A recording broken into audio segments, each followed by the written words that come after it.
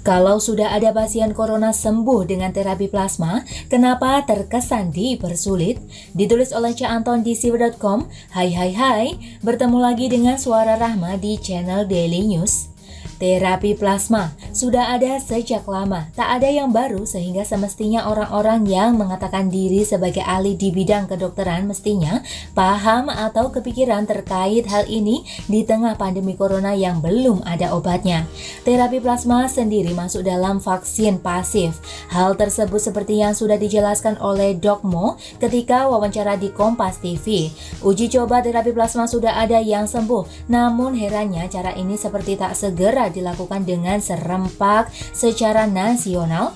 Bahkan informasi dari Mas Alif yang ditulis dalam Siward, para dokter yang sudah melakukan terapi plasma dan pasiennya sembuh pun harus sembunyi-sembunyi. Saya pribadi menahan diri untuk bertanya situasi yang terjadi sebenarnya kepada Dok Mo. Mengapa hingga saat ini terapi plasma yang sudah dibuat protapnya bersama tim yang diketahui beliau belum juga dilakukan serempak di seluruh rumah sakit yang ada pasien corona? Hal itu saya lakukan karena saya tak ingin membebani beliau dengan berbagai pertanyaan saya yang pasti merupakan hal yang dirahasiakan. Bebannya sudah besar dengan memperjuangkan cara terapi plasma bisa dilakukan di seluruh Indonesia meskipun ada kesan banyak yang menjegal.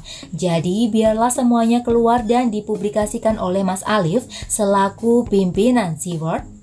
Oleh sebab itu, di sini saya akan membawa para pembaca sekalian pada sebuah kemungkinan saja.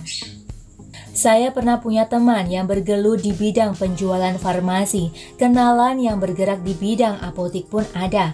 Tetapi saya lupa siapakah yang pernah bilang ke saya beberapa tahun yang lalu kalau untuk menjual obat terkadang mereka menjanjikan bonus kepada orang yang menggunakan produknya. Soal benar atau tidak cerita tersebut, paling tidak saya hanya ingin berbagi cerita saja yang kemungkinan saja bisa terjadi. Untuk mekanisme pemberian bonus sendiri, bagi orang yang pernah mengurusi marketing atau sales pasti bukanlah hal yang asing. Saya adalah orang yang pernah menjadi penyaji data dalam kebutuhan pemberian bonus sales dan marketing secara customer yang belanja produk dari perusahaan kami, bukan Alkes. Segala bentuk trik dan taktik licik pun sudah pernah saya cium dalam dunia pemasaran demi pencapaian sebuah keuntungan mutualisme.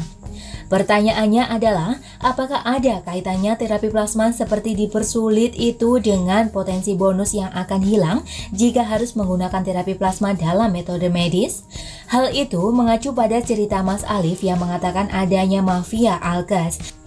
Dan jika kita tidak boleh berasumsi seperti itu, sebaiknya terapi plasma harus dijadikan prioritas nasional dalam menangani pasien corona akan bisa mudah dan dengan cepat diterima oleh seluruh elemen dan organisasi kesehatan yang ada di Indonesia.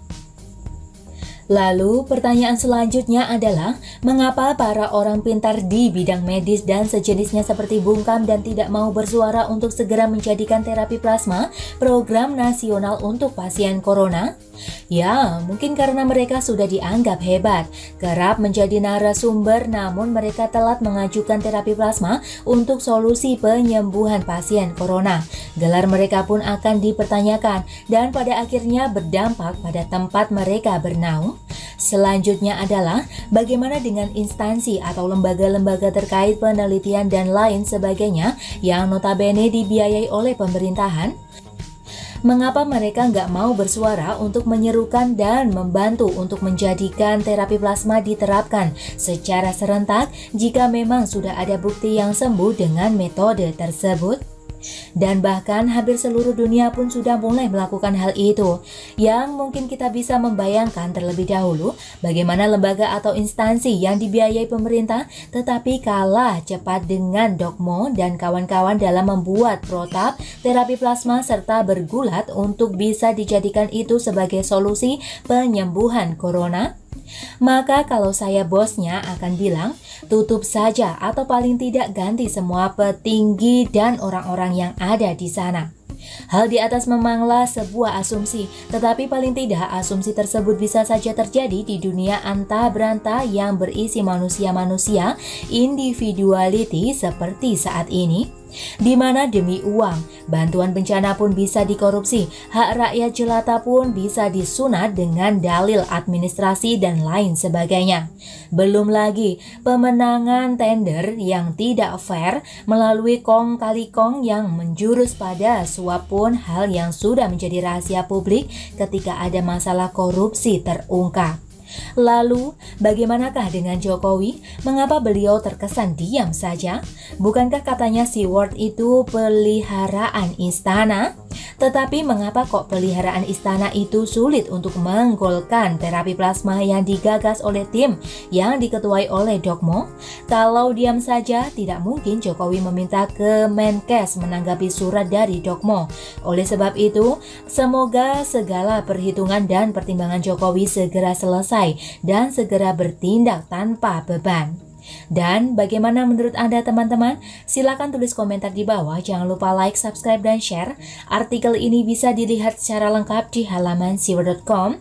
Terima kasih sudah menyaksikan channel Daily News hari ini.